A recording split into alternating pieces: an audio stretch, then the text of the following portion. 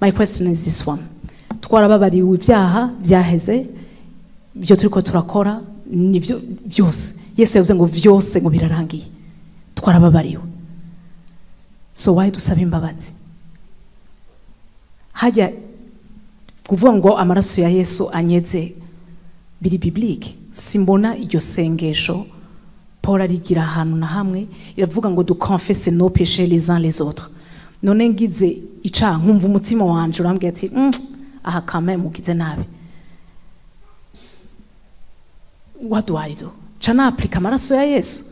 Changa amaraso ya Yesu yamenwe une fois pour toutes ico ncambe ca kabiri.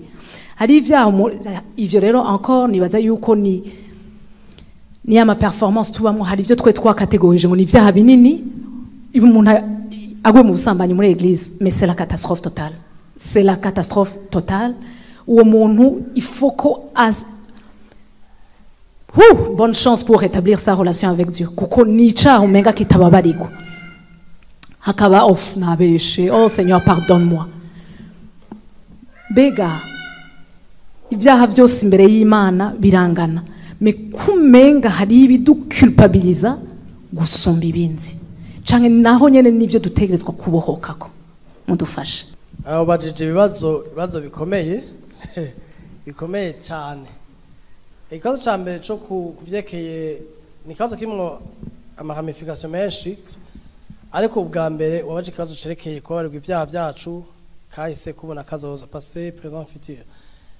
Mu kwishura ico kibazo en fait iyo nirangaje humain ni imvugo y'abantu dukoresha ugiye sinzi ko nosaba sinkunda kwishura ibibazo nkwesha amajambo yanje kugira ntagire umuntu avuga yuko nashize imwe ivyimviro byanje nkunda kwishuza ijambo ry'Imana ngira nsabe mufasha gusoma ijambo ry'Imana mu Baheburayo igice c'icumi kigice c'umurongo w'icumi gushika mu 14 pour éviter ibyumviro kumbure shaka kuza byavuga sivyo nimba murashaka kumfasha gusoma mu Baheburayo nimba ari Gifaransa Kirundi Congereza byo dufasha ururimi ruri hafi.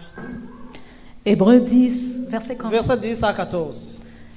Hébreux 10 à 14, il avuga ngo et c'est en raison de cette volonté de Dieu que nous sommes purifiés du péché grâce au sacrifice de son propre corps que Jésus-Christ a offert une fois pour toutes. Combien de fois? Une fois. Une fois pour toutes. Yatanze ikimazi rimwe rizima.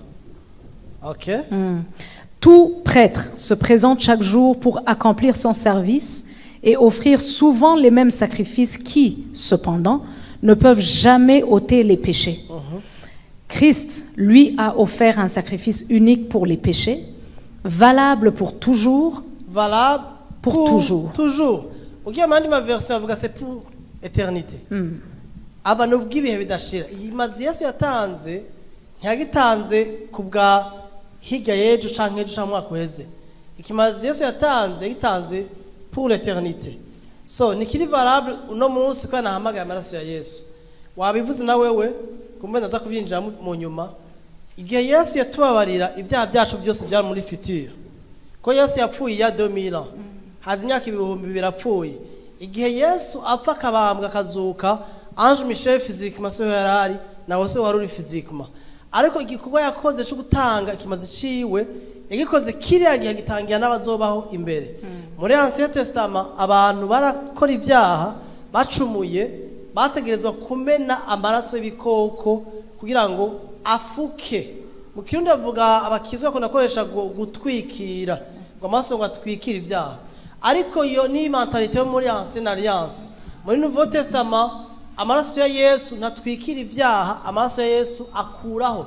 Le sang de Jésus ne couvre pas les péchés, le sang de Jésus ôte, arakuraho. Jean 1 verset 29. Kumbure twaza kwasoma wihangane gato. 1:29 avuga ngo Yohana Umubatiza abonye Yesu yavuze ngo uyu mwagazi w'intama w'Imana ukuraho icaha c'abari mwisi. Rero amaraso ya Yesu ntiyamenetse kugira ngo atwikire pour couvrir canke cacher kunyegeza nko ufata igitambaro ukanyegeza ikintu munsi.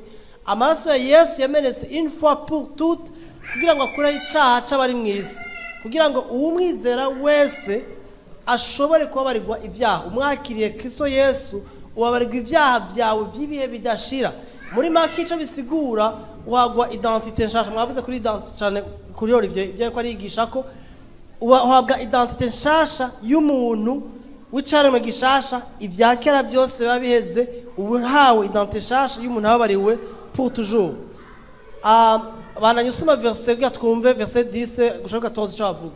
Christ, lui, a offert un sacrifice unique pour les péchés, valable pour toujours, et il s'est assis à la droite de Dieu, où il attend désormais que ses ennemis soient mis à terre sous ses pieds. Par une offrande unique, en effet, il a rendu parfait pour toujours ce qu'il purifie du péché.